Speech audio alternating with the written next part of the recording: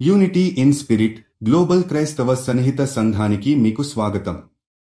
మీరు ప్రార్థన అభ్యర్థనలు పంపాలనుకుంటే లేదా క్రైస్తవ జీవ భాగస్వామిని వెతుకుతున్నట్లయితే mark108.comను విజిట్ చేయండి.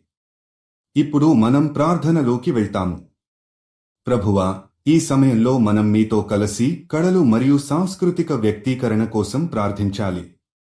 మీరు ఇచ్చిన కృషి మరియు ప్రేరణ వలన ప్రపంచం అందరికీ మార్గదర్శకం మరియు సందేశం కావాలని కోరుకుంటున్నాము.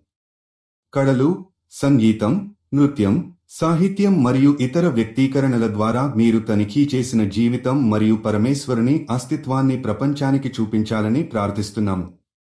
ప్రభూ, మీరు అన్ని కళాకారులను దీవించండి. వారి కళలు, ప్రతిభలు మరియు ఆలోచనలు మరింత పెరిగి ప్రపంచంలో శాంతి, ప్రేమ మరియు ఆనందాన్ని వ్యాప్తి చేయడానికి ఉపయుక్తంగా మారాలని ప్రార్థిస్తున్నాము. వారి హృదయాలలో సృజనాత్మకతను పోషించండి మరియు వారు సృజనాత్మకంగా పనిచేసే సందర్భాలలో మీ మార్గదర్శకత్వం వారు పొందగలిగినట్లు చేయండి. ఆ దేవుడు, కళలు మన కోసం మాత్రమే కాకుండా ఇతరుల హృదయాల్లో కూడా అనేక బలవంతమైన భావాలను, సంకేతాలను ప్రసారం చేయగలవు.